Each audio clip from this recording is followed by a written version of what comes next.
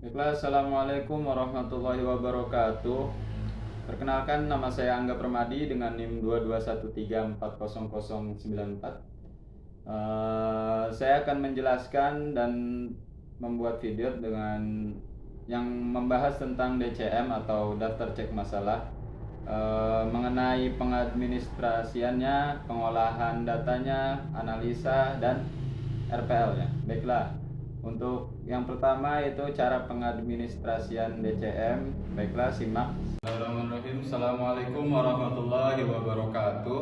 Waalaikumsalam warahmatullahi wabarakatuh. Alhamdulillahirrahmanirrahim. Amma ba'du. Baiklah teman-teman, apa kabar semuanya? Alhamdulillah baik Pak. Alhamdulillah baik. Izinkan saya memperkenalkan diri ya teman-teman. Saya Angga Permadi, dari jurusan BKI semester 5, Fakultas Dakwah Sultan Maulana Hasanuddin Banten. Saya di sini akan memberikan lembar DCM. Di sini ada yang udah tahu apa itu DCM? Saya ingin sedikit menjelaskan supaya teman-teman juga lebih mudah mengisi lembar pertanyaannya dan lebih memahami apa itu DCM. Jadi sesuai namanya, sesuai kepanjangannya, DCM itu daftar cek masalah yang mana berisi tentang pertanyaan mengenai permasalahan yang mungkin teman-teman sedang alami atau sedang rasakan pada saat ini. Jadi karena memang pertanyaannya sesuai dengan perasaan teman-teman, diharapkan teman-teman tidak perlu bingung ya, atau takut akan nilai, karena DCM ini tidak tentang nilai. Jadi bagaimana perasaan teman-teman, bagaimana kondisi teman-teman yang sesuai dengan pertanyaan di sini harap diisi. Jadi yang pertama ada contohnya, ada aspek masalah dari segi ekonomi, ada dari segi keluarga, ada dari segi sosial. Jadi teman-teman diisi yang sesuai dengan perasaan teman-teman saja. Oke, baik. Saya bagikan ya. Bagaimana semuanya sudah paham? Baiklah, saya bagikan ya.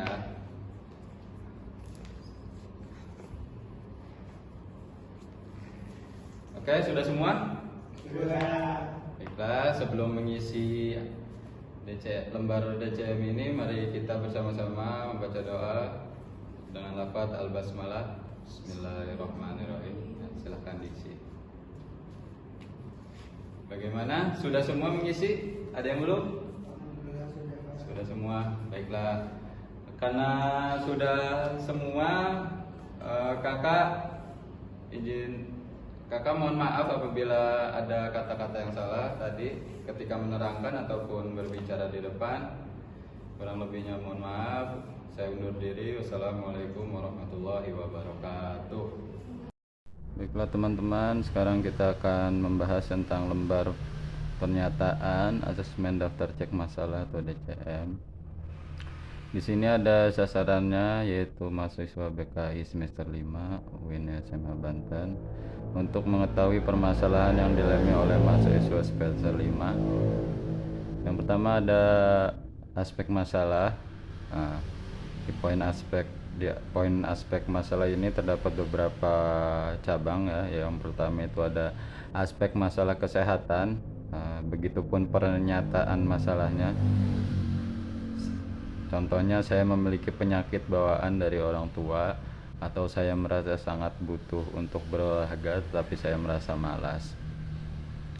Yang B juga ada aspek masalah keadaan ekonomi.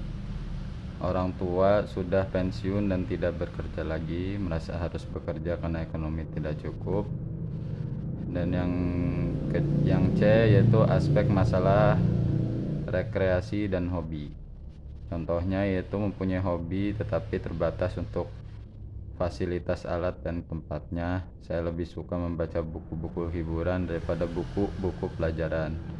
Yang D ada aspek masalah kehidupan keluarga. Contohnya tidak pernah mengobrol gembira bersama ayah dan ibu, atau selalu sibuk dengan tugas rumah dan lain-lain. Dan yang E ada aspek masalah agama dan moral, seperti kurangnya sikap toleransi, berdoa sebelum dan sesudah melaksanakan kegiatan, dan lain-lain. Selanjutnya ada aspek masalah kehidupan sosial atau berorganisasi. Contoh, seperti saya merasa berorganisasi dapat memperhambat waktu belajar atau berorganisasi atas keinginan sendiri. Yang G itu ada aspek masalah hubungan pribadi, seperti komunikasi kurang efektif dengan pasangan atau tidak terbuka dengan pasangan. Yang H itu ada aspek masalah muda-mudi, sulit bergaul dengan orang baru atau saya menceritakan masalah saya kepada teman. Yang I ada masalah penyesuaian terhadap lingkungan, aktif dalam mengikuti ronda malam atau sering membantu masyarakat untuk gotong royong. Yang J ada aspek masalah masa depan dan atau karir, yaitu khawatir tidak mendapatkan pekerjaan yang sesuai atau merasa cemas dan bingung menentukan tujuan setelah lulus kuliah. Nah, itu adalah aspek masalah dan pernyataan masalahnya, teman-teman. Baiklah, kita lanjut ke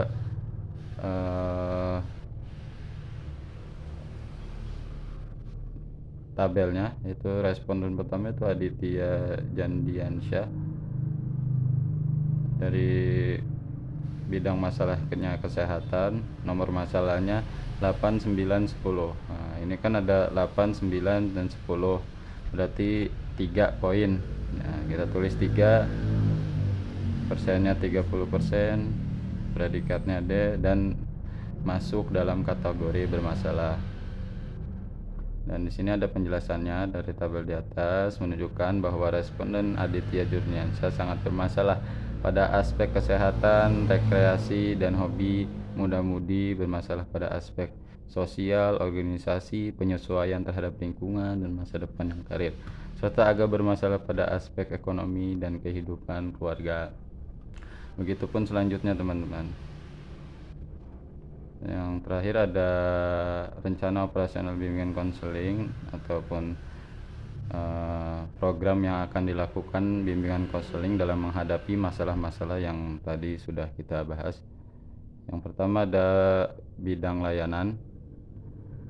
Di tabel pertama ada bidang layanan, tujuan layanan, komponen layanan, strategi layanan, semester, dan materi.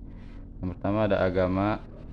Tujuannya agar klien menjadi pribadi yang lebih menyadari keagamaannya. Komponen layanannya layanan dasar, strategi layanannya bimbingan kelompok, dan ini semesternya semester 5, dan materinya pengetahuan dasar tentang keagamaan. Nah, begitupun seterusnya tentang tentang pribadi, sosial, karir. Mungkin cukup sekian, kurang lebihnya mohon maaf, teman-teman. Assalamualaikum warahmatullahi wabarakatuh.